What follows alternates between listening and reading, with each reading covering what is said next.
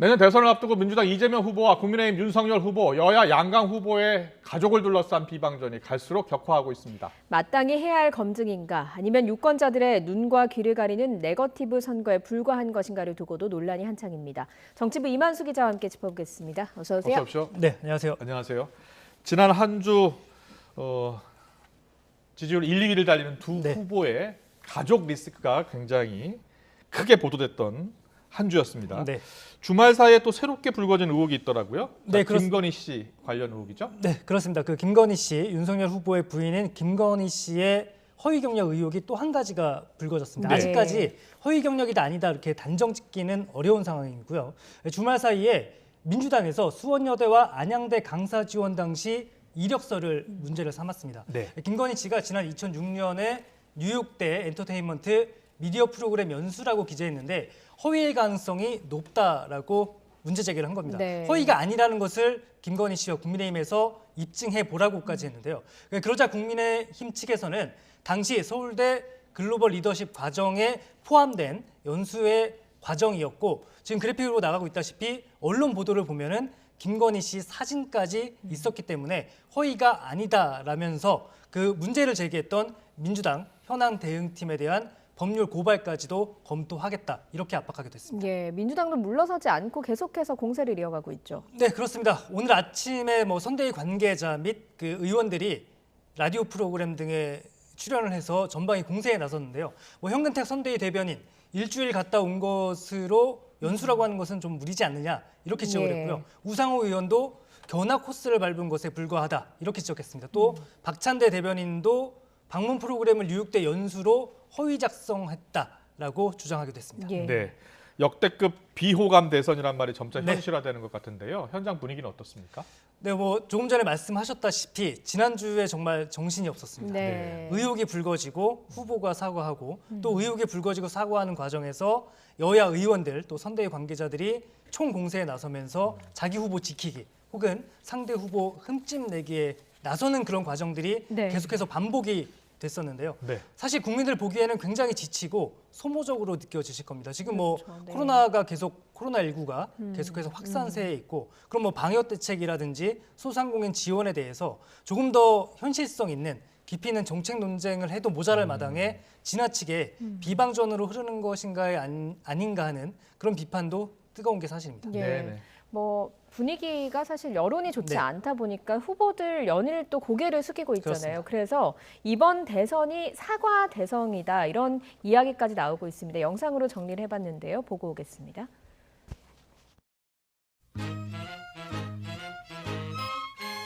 안 되는 줄 알면서 왜 그랬을까 안 되는 줄 알면서 왜 그랬을까 이제는 후회해도 어쩔 수 없어요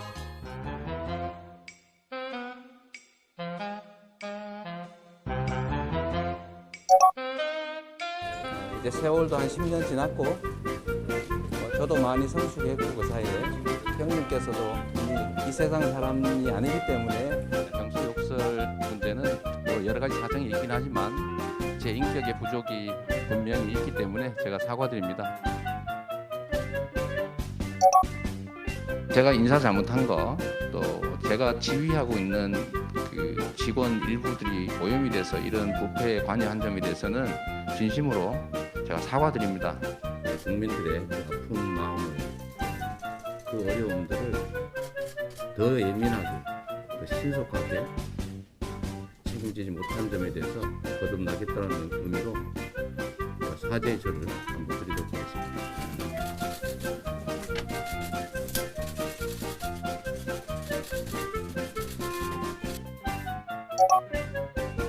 국민 여러분께 매우 죄송하다는 말씀 다시 한번 드리고 깊이 사죄드립니다. 자식을 둔 죄인이니까 필요한 검증은 충분히 하시고 상응하는 책임을 지도록 하겠습니다. 죄송하다는 사과 말씀드립니다.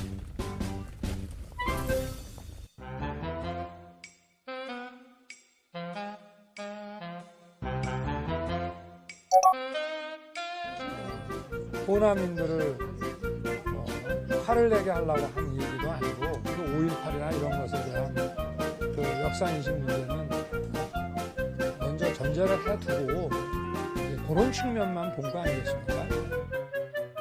50 정권을 옹호하거나 찬양한 것은 결코 아닙니다.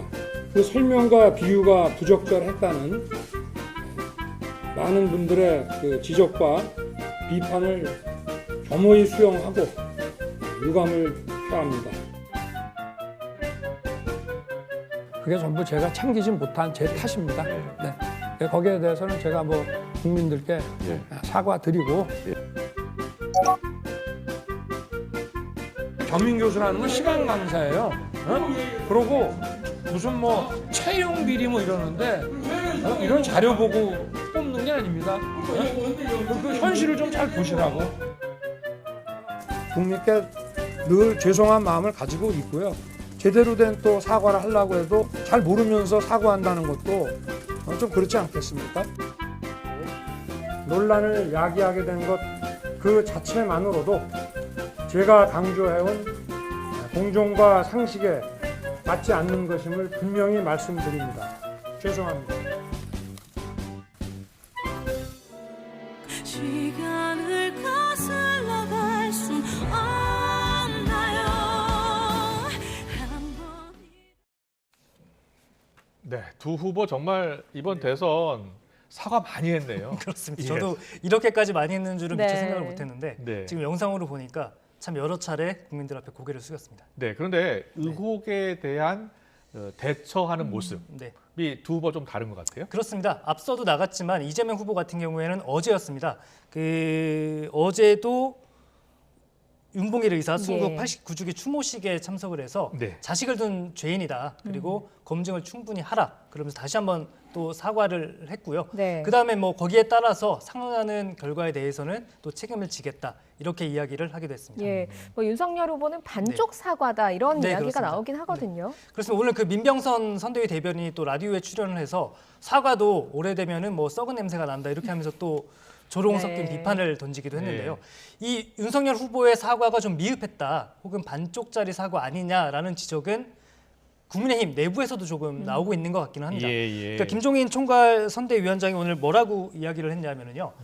사과가 불충분해서 국민들이 새로운 것을 요구하면 당은 겸허히 순응할 자세가 돼 있다 이렇게 설명을 했고요. 또 그래픽으로 나가고 있다시피 이준석 대표 역시 국민 눈높이에서 부족하다면은 최대한 낮은 자세로 해명하고 양해를 구하겠다 이렇게 설명을 했습니다. 네. 그러니까 김영수 앵커 말씀하신 대로 지금 뭐 여권뿐만이 아니라 야권 내부에서도 사실은 반쪽 사과 아니냐. 그리고 선거에서는 또 이 어떤 의혹에 대한 진위 여부도 중요하지만 그 진위 여부를 다루는 태도도 굉장히 중요하거든요. 그렇죠. 그런 면에서 예. 윤석열 후보가 조금은 부족한 거 아니냐 하는 지적이 꾸준히 나오고 있는 만큼 뭐 지지율 변화에 따라서일까요? 어쨌든 간에 그런 추가 사과 가능성은 여야 모두 아직은 남아 있다고 보셔야 될 것 같습니다. 그렇군요. 네. 추가 사과 가능성이 두 후보 모두 남아 있다. 네. 어떻게 사과하는지 그 모습도 지켜볼 필요가 그럼요. 있다. 매우 중요합니다. 예. 예. 그런데 검찰, 경찰 수사도 아무래도 변수가 되겠죠. 그렇습니다. 예. 지금까지 대선 전국을 크게 흔들어 왔던 거는 이재명 후보 입장에서는 대장동 개발 의혹이었고요. 예. 윤석열 후보 입장에서는 고발 사주 의혹이 큰 변수로 작용을 했는데 여기에 사실은 가족 의혹이 더 추가가 됐다고 보시면 될 것 예. 같습니다. 예. 그러니까 김건희 씨의 허위 경력 위조 의혹, 그리고 이재명 후보 아들의 상습 도박과 성매매 의혹 같은 경우에 모두 경찰이나 검찰이 고발이 돼 있거든요. 그렇다면 이제 수사 과정을 한번 생각을 해보시면은 경찰 수사 단계에서 어떤 혐의점이 특정되거나 이렇다면은 소환 조사는 불가피합니다. 예. 물론 뭐 예전 사례를 보면은 피의자가 원치 않을 경우에는 포트라인에 서지 않을 수도 있겠지만 혹여나 포트라인에 설 가능성도 지금은 배제할 수가 없는 상황이거든요. 예. 물론 경찰 수사의 초기 단계에서 혐의가 없는 것으로 결론이 나서 무혐의 결론이 난다면 상관이 없겠지만 어느 정도 혐의가 특정이 된다면 경찰이나 검찰 소환이 불가피해 보일 테고요. 또 경찰이나 검찰의 수사 과정에서 뭐 혐의가 유죄로 판단된다. 물론 그 재판부에 기소가 돼서 재판부의 판단은 받아봐야 되겠지만 경찰이나 검찰 수사 과정에서도 일부라도 사실로 드러날 경우에는 두 후보에게 예. 치명타를 안길 수도 있을 네. 것 같고요. 그렇게 되면은 또 이 과정에서 추가 사과가 또 이어질 수도 있겠죠. 예. 네. 그런데 뭐 국민들 사이에서 이런 얘기도 나오더라고요. 아무도 뽑기 싫다. 뭐 네네. 이런 얘기도 나오고 있다 보니까 이런 네거티브 공방을 언제까지 할 것인가 그렇습니다. 이것도 좀 고민이 있을 것 네네네. 같거든요. 뭐 아직까지는 후보가 직접 나서서 그러니까 이재명 후보나 윤석열 후보가 직접 상대에게 네거티브를 중단하자라고 선언할 가능성을 아직까지는 예단하기는 쉽지 않을 것 같고요. 그렇군요. 김종인 예. 총괄선대위원장이 오늘 여야의 이런 네거티브에 대해서 네. 쓴소리를 날리기는 했습니다. 우리나라가 당면한 일들이 굉장히 막중한데 정치권에서는 네거티브 전쟁에 빠져 있다. 그러면서도 사실은 초점은 여당 비판에 좀 더 맞춰져 있는 것 같아요. 네. 그러니까 여당 후보를 가진 정당이 대선에서 네거티브만 갖고 선거를 하겠다는 것이냐라면서 좀 날을 세웠는데요. 네. 김종인 위원장의 녹취를 한번 들어보고 또 이어가겠습니다. 네. 그동안에 현 정부가 얼마나 무엇을 잘못하고 무엇이 그렇게 내놓을 게 없어서 집권 여당의 후보를 가지고 있는 정당이 계속해서 네거티브만 가지고서 선거를 갖다 하겠다고 하는 것이 상식에 맞는지는 묻고 싶습니다. 후보들이 어떻게 그러한 문제들을 갖다가 직면해서 해결할 것인가 이런 점에 포커스를 맞춰서 논쟁을 이룩해야지 이제 더 이상 이 네거티브 전쟁은 좀 그만했으면 하는 그런 당부의 말씀을 드립니다. 그래서일까요? 국민의힘에서는 원래 이재명 후보 아들을 고발할 계획이었는데 취소했다고요? 그렇습니다. 오늘 오전에 국민의힘 법률지원단에서 출입 기자들에게 문자로 공지를 보냈습니다. 그러니까 오늘 오전에 법률지원단에서 이재명 후보의 아들을 예. 성매매 처벌법 위반, 그다음에 상습 도박 혐의, 또 증거인멸 교사 혐의 등으로 대검찰청에 고발하겠다라고 해서 네. 이렇게 문자를 보냈었는데요. 20분 만에 이 일정이 취소됐다고 해서 다시 공지를 냈습니다. 그러니까 당내 이 사정을 좀 알아봤더니 김종인 선대위원장 그리고 이준석 대표 역시 오늘 선대위 회의에서 그런 좀 부분들이 네거티브가 좀 더 심하다, 너무 심하다, 좀 지양했으면 좋겠다, 네. 거리를 뒀으면 좋겠다라는 논의가 있었다고 하고요. 이 논의에 따라서 취소했다라고 그 국민의힘 법률지원단 관계자가 그렇게 밝히기도 했습니다. 예. 민주당 쪽이나 이재명 후보 쪽 네. 입장은 어떻습니까? 네, 실제 뭐 좀 더 지켜봐야 될 것 같은데 이재명 후보 같은 경우에는 지난 당내 경선 과정에서 기억하실 텐데 지난 8월쯤에 이미 한번 네거티브 중단 선언을 한 적이 있어요. 그때 명락대전이 굉장히 그렇죠. 그러니까 치열했잖아요. 이재명 후보와 이낙연 전 대표의 신경전이 아주 뜨거웠고 뭐 조폭 연루설부터 시작해서 뭐 여러 가지 비방전이 심하게 오갔는데 당시에 이재명 후보가 어떤 얘기를 했냐면은 일체의 네거티브적 언급조차 하지 않겠다라면서 전격적으로 네거티브 중단 선언을 했었거든요. 예. 그래서 뭐 이제 이번 대선 본선에서도 어떻게 할까 좀 관심이 높았는데 아직까지는 이재명 후보가 직접적으로 네거티브 중단 선언을 하자고 제안하지는 않고 있습니다. 그렇군요. 네. 그래서 아직 두 후보 가운데 어느 누구도 네거티브 선거전 그만하자라고 네. 하지 않는다라고 네네. 이야기하셨는데 이재명 후보가 선제적으로 나설 가능성도 있을까요? 지금은 사실은 가늠하기는 쉽지 않습니다. 그러니까 후보가 네거티브를 중단하자고 제안을 하더라도 예. 말씀드렸다시피 뭐 각 당의 법률지원단 선대위 대변인 또 이제 아침에 라디오 방송 등 이런 것들이 많잖아요. 그렇기 때문에 그런 상태에서 비방전이 계속 이어질 가능성이 높고요. 다만 박광온 공보단장이 어제인가에 당 소속 의원들한테 네네. 문자를 보냈다고 해요. 예, 예. 그러니까 이재명 후보 아들 의혹이 불거지자 일부 의원들이 공작서를 한번 제기했었거든요. 네. 그러니까 김건희 씨 의혹을 덮기 위한 뭐 야당의 공작 아니냐라는 그런 의혹을 제기했는데 그런 것과 관련해서는 좀 언급을 하지 않았으면 좋겠다라고서 약간 자제령 비슷하게 내린 거고요. 그런데 이제 다만 김종인 위원장이 조금 전에 제시했던 여당 책임론을 좀 제기한 거잖아요. 김종인 위원장이 예. 네거티브를 이제 여당 후보가 여당, 네. 있는 민주당이 좀 주도적으로 끌고 있는 거 아니냐 이렇게 여당 책임론을 제기한 것에 대해서는 박광온 단장도 명확하게 선을 긋기는 했습니다. 예. 들어보겠습니다.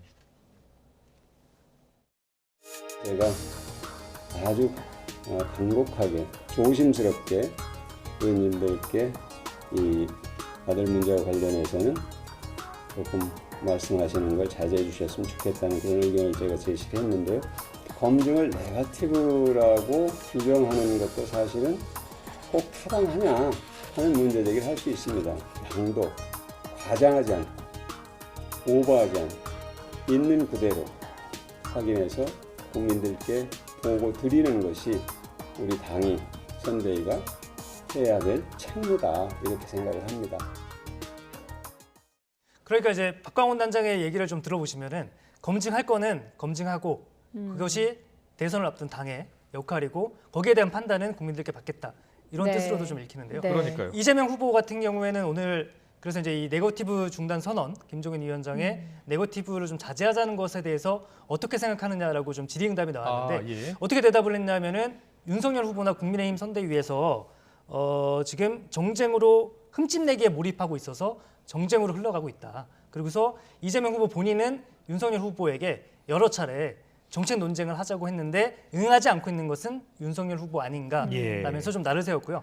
윤석열 후보 같은 경우에도 네거티브 중단을 뭐 어떻게 생각하냐 했더니 그렇게 하면 좋겠지만 대한민국 정치사에서 그렇게 제대로 된 적이 없지 않느냐라면서 네. 다소 부정적인 생각을 내비쳤습니다. 그렇기 네. 때문에 지금 단계에서는 이재명 후보나 윤석열 후보 양측에서 뭐 선제적으로 네거티브 중단 선언하고 정책 선거로 가자라고 할 가능성은 좀 적어 보이긴 합니다. 그렇네요. 네, 네. 이런 상황이라면 당분간은 국민들도 난타전 계속 봐야 되겠네요.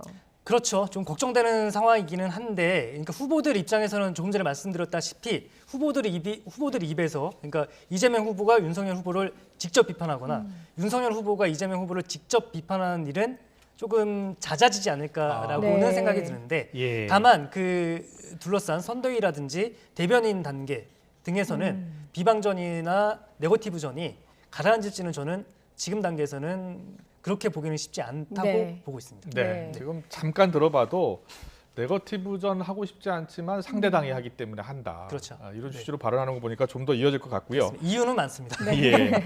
지난주 네. 워낙 두 후보 가족 리스크가 컸고 네. 그래서 지지율이 어떻게 나타날까 궁금하신 분들 많으셨을 텐데 네. 어떻게 나타났습니까? 한마디로 말씀드리면 요동치고 있는 것 같아요. 그러니까 누구에게 더 유리하다 이렇게 보기는 쉽지 않을 것 같고요. 네. 뭐 단적으로 제가 이제 취재하면서 본 거는 지난주 초에 김건희 씨 의혹이 불거졌을 때는 이재명 후보 측에서는 다음 주 초반 정도면은 또 이렇게 지금 본다시피 네. 어떤 골든크로스 비슷하게 역전될 거다라고 예상을 했고 실제 거기에 부합하는 결과가 나오기는 했습니다. 예. KSOI 한국사회 여론조사 연구소가 이번 주 17일부터 18일까지 조사한 결과인데요. 네. 이재명 후보 같은 경우 40.3%로 올라섰고요. 윤석열 후보 같은 경우에는 낙폭이 조금 컸습니다. 네.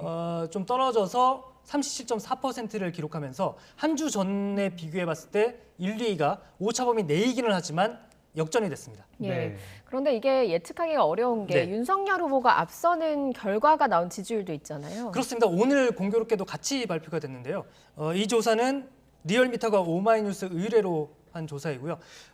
근데 이거는 이제 약간 그 주간 집계이긴 합니다. 그러니까 12일부터 17일까지 주간 집계인데 네. 이 조사를 보면은 또 윤석열 후보가 조금 떨어져서 44.4%, 이재명 후보도 조금 하락을 해서 38%를 기록했거든요. 네. 그러니까 이제 국민의힘 쪽 관계자들을 만나 보면은 뭐 주 초반에는 우리가 타격을 받았지만 주 후반부에는 이재명 후보의 아들 의혹이 터지면서 낙폭이 그리 크지 않을 거다라고 예. 주장을 많이 했었거든요. 네. 그런데 이 조사를 보면은 또 국민의힘 관계자들이 해석하는 방향, 사실은 이재명 후보 쪽이나 윤석열 후보 쪽이나 어떤 희망 섞인 그런 네. 바람일 수도 있겠지만 네. 이렇게 이재명 후보가 앞서는 결과와 윤석열 후보가 앞서는 결과가 동시에 나왔기 때문에 아직은 지금 단계에서는 김건희 씨 의혹이나 이재명 후보 아들의 의혹이 두 후보의 지지율에 더 강력하게 어떤 것이 더 강력하게 영향을 미쳤는지 판단하기는 좀 일러 보이고요. 예. YTN 정기조사도 오늘부터 내일까지 조사를 해서 예. 수요일 날 보도를 하거든요. 아. 이 조사까지 좀 지켜보시면은 예. 그나마 조금은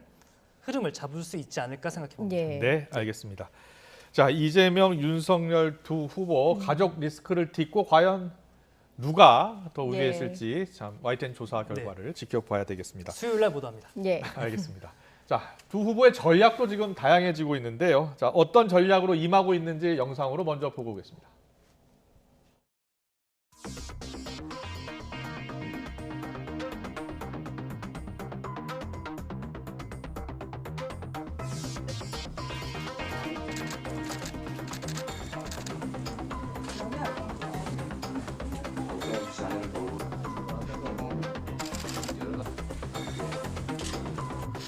네, 아주 뭐 분위기 어색하네요. 지금까지는 어떻게 하면 여성을 일터로 보낼까 고민했다면 이제 어떻게 하면 남성을 집으로 보낼까를 고민해야 되지 않을까 하는 생각이 듭니다.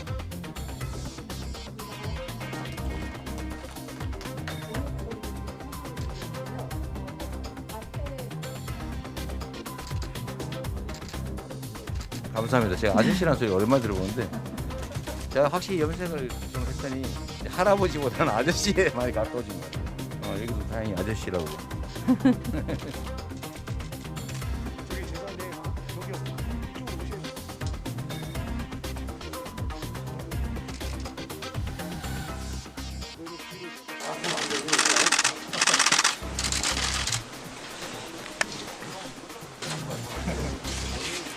사단에서 제일 큰 옷인 거야. 야전상 위에다가 입는 옷입니다. 후보님 또 많이 콩옷을 입고 준비했습니다. 중대 관습으로서 전직 대통령을 비롯한 각계각층의 존경하는 분들이 방문해 주셔서 현재 후보님께서는 남방 한계전상 지역비대대에 위치하고 계십니다. 계속 보여드리겠습니다.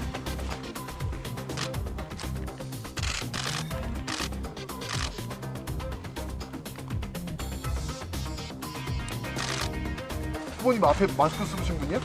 맨 앞에. 맨 앞에? 하나도 안 보여. 왜 철문 조금 살짝 위로 올리셔야 될 것 같아요. 얼굴이 한 개도 안 보여. 예, 됐습니다.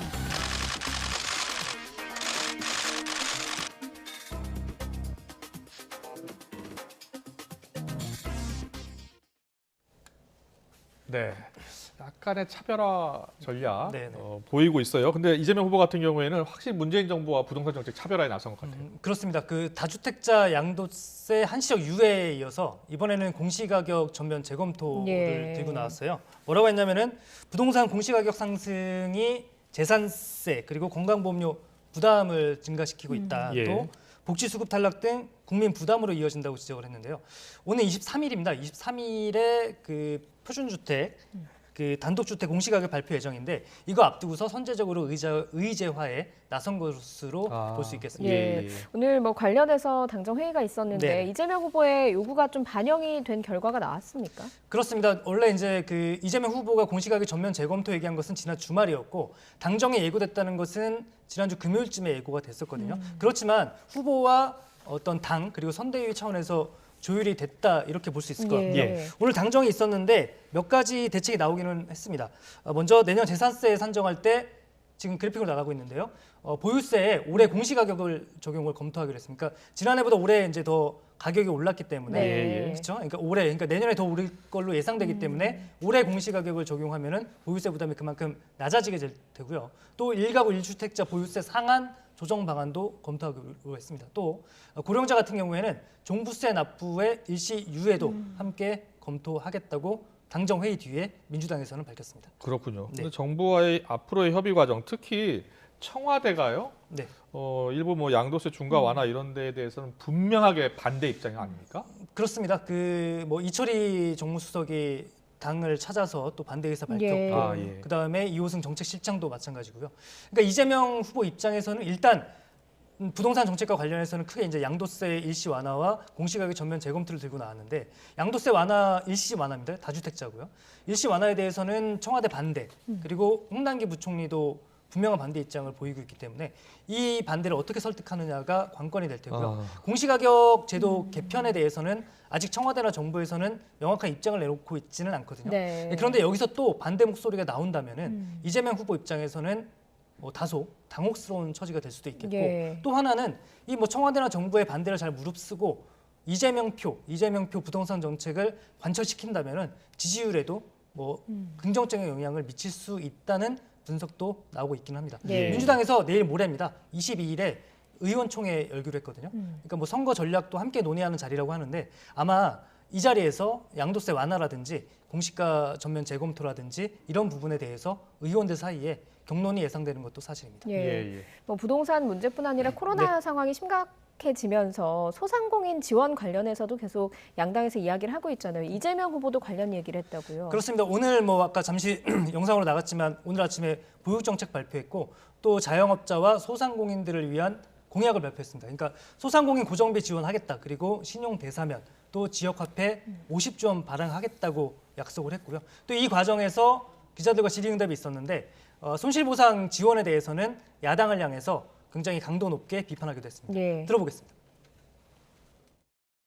소심하게 한 25조 원 정도라도 좀 추가 지원하면 안 되겠느냐라고 했는데 그조차도 퍼주기 논란이 벌어진 상태였습니다. 근데 다행히 우리 윤석열 후보께서 50조 원 지원 의제를 던졌고 또 거기에 이제 김종인 총괄선대위원장께서 100조 지원해야 된다라고 말씀했었습니다.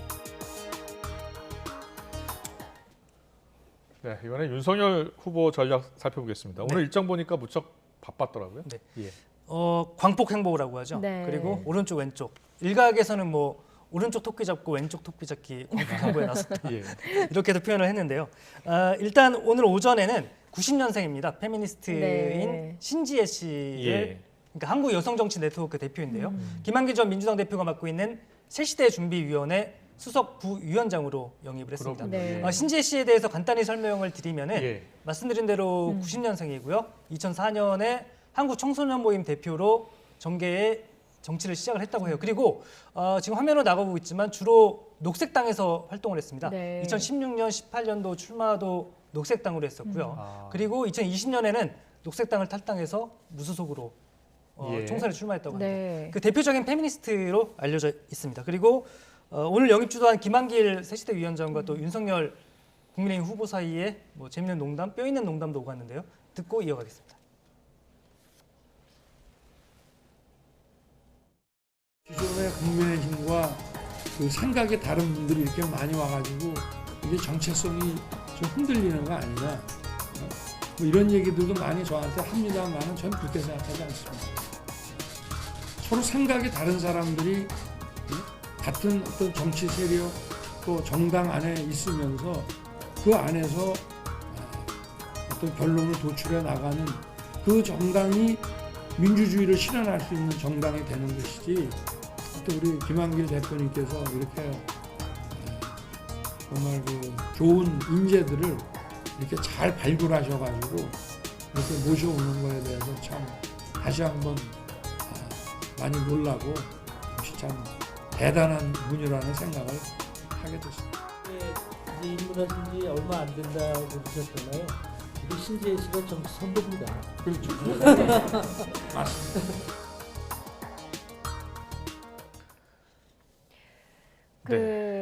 지금 윤석열 후보 같은 경우는 당내에서 메머드급 선대위, 뭐 파열음 이런 얘기가 계속해서 나오고 있잖아요. 네. 그 신지혜 씨 영입을 두고는 그렇습니다. 이준석 대표가 언뜻 페미니스트 관련 설전도 했었고요. 그래서 반대했을 것 같은데 반대를 안 했다라는 소식이 들려오더라고요. 네, 반대하지는 않았다고 하고요. 말씀하신 대로 신지혜 씨 영입과 관련해서는 이준석 대표와 어떻게 조합을 이룰 것인지도 약간 관전 포인트, 관건이 될 것으로 보입니다. 그러니까 신지혜 씨 영입은 이제 뭐 2030 여성 표심 노린 것으로 볼 수 있겠고요. 다만 그렇게 이제 외연 확장을 하는 거는 도움이 될 수 있겠고요.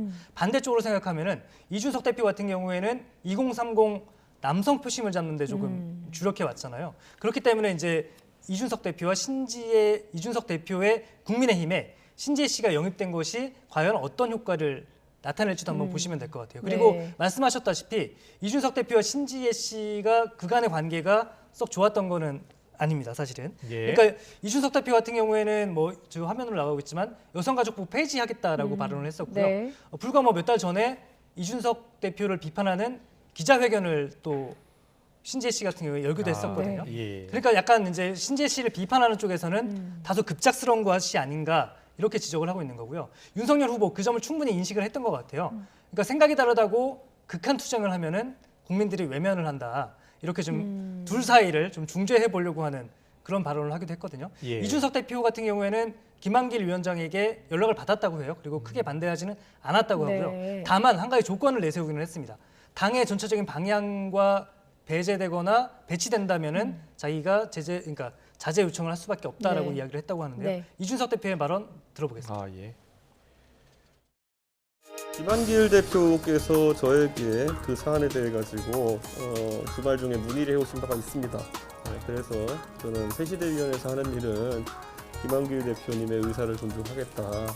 다만 그 이수정 교수와 마찬가지로 당의 기본적인 방침에 위배되는 발언을 할 시에는 제지할 수밖에 없고 그리고 조정할 수밖에 없는 상황이 될 것이다.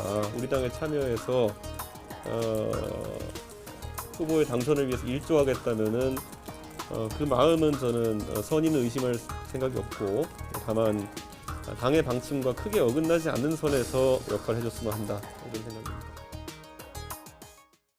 지금 들으셨다시피 이준석 대표의 발언이 온건한 듯 하면서도 굉장히 세거든요. 네. 당의 방침과 어긋나면은 제지하겠다, 또 교정하겠다 이렇게 얘기했기 때문에 신재혜 대표가 어떤 정책을 추진해 나갈지는 지금으로서는 예단하기는 힘들지만 그 과정에서 이준석 대표와 크고 작은 충돌을 빚을 가능성도 그렇네요. 지금으로서는 배제할 수 없겠고요. 네. 하태경 의원도 사실은 오늘 그 SNS에 글을 올려서 신재 씨 영입에 반대한다고 밝히기도 했습니다. 그러니까 네네. 젠더 갈등을 오히려 격화시킬 것이다라면서 신재 씨 영입에 반대한다고 밝히기도 했습니다. 네, 2030 표심에 어떤 영향을 미칠지 지켜보겠습니다. 네. 당내에 다른 파열음이 있었다는데 이준석 대표와 조수진 공보단장 사이에서 고성이 오갔다고 하는데 네. 어떤 내용이었습니까? 참 가끔 종종 있어요. 그러니까 비공개 회의를 하면은 안에서 이제 카메라 기자가 다 빠진 상태에서 선대위 이제 위원들끼리 회의를 하는데 가끔씩 뭐 의견이 맞지 않으면 고성도 오갈 수 있고 그런데 네. 이게 이제 밖에서 취재 기자들이 기다리고 있었는데 예. 고스란히 다 들렸다고 합니다. 그렇기 때문에 이제 취재 기자들 입장에서는 당연히 어떤 일이 벌어졌는지 취재를 할 수밖에 없었고요. 네. 화면으로 나가고 있는데 오늘 이제 비공개 회의입니다. 이거는 이제 카메라 기자가 빠진 상태에서 이준석 대표가 조수진 의원이 국민의힘 선대위 공보단장입니다. 네. 그래서 물었다고 해요. 예. 김건희 씨 의혹에 대한 대응 기조를 좀 알려달라 했더니 조수진 의원이 아내에 대한 사과는 윤석열 후보의 몫이다 이렇게 받아쳤다고 하고요. 네. 그러자 이제 또 이준석 대표가 그러면은 언론 매체 보도에 조금 더 신경을 써달라 이렇게 얘기를 했다고 해요. 그랬더니 조수진 단장이 내가 왜 대표 지시를 들어야 하냐? 나는 후보 지시만 따른다고 이야기를 했다고 합니다. 그러니까 어떻게 보면은 뭐 그 보고 체계라든지 이런 거를 놓고서 갈등이 좀 빚어진 걸로 볼 수도 있고요. 저로서는 사실 납득이 되진 않아요. 이게 어쨌든 간에 국민의힘 대표가 이준석 대표이고 조수진 네. 의원인데 공보단장의 역할을 맡고 있다고 하더라도 그 자리에서 면전에서 이제 내가 왜 당신 얘기를 들어야 되느냐라고 반박을 한 건데요. 네. 끝나고 이제 회의가 끝나고서 회의 뒤에 이준석 대표가 기자들과 만나서 어떻게 얘기를 했냐면은 의견 조율이 그럼 잘 정리가 됐냐라고 물었어요. 그랬더니 조 단장이 하기에 달렸다. 상황의 엄중함을 안다면은 자신의 직무를 수행할 것이고 아니라면은 오늘과 같은 일이 반복될 수도 있다. 이렇게 사실상 경고장을 날린 걸로 볼 수 있겠죠. 약간 남아 있네요. 그렇죠. 두 사람의 네. 관계가 어떻게 정리될지도. 그리고 이게 보면은 궁금하네요. 국민의힘 예. 선대위를 두고서 지금 여러 가지 얘기가 사실은 나오고 있거든요. 아. 그러니까 민주당처럼 너무 통합형 메모들을 꾸리다 보니까 소통이 잘 안 되고 예. 지휘 체계가 제대로 잡혀 있지 않다. 이런 지적이 꾸준히 제기가 되고 있는데 이준석 대표와 조수진 공보단장의 설전이 이런 상황을 상징적으로 보여주는 거 아닌가 하는 그런 해석도 나오고 있는 게 사실입니다. 네. 그렇군요. 알겠습니다. 오늘 여야 반장큐 여기서 마무리하겠습니다. 정치부 이만수 기자와 함께했습니다. 잘 들었습니다. 고맙습니다. 고맙습니다.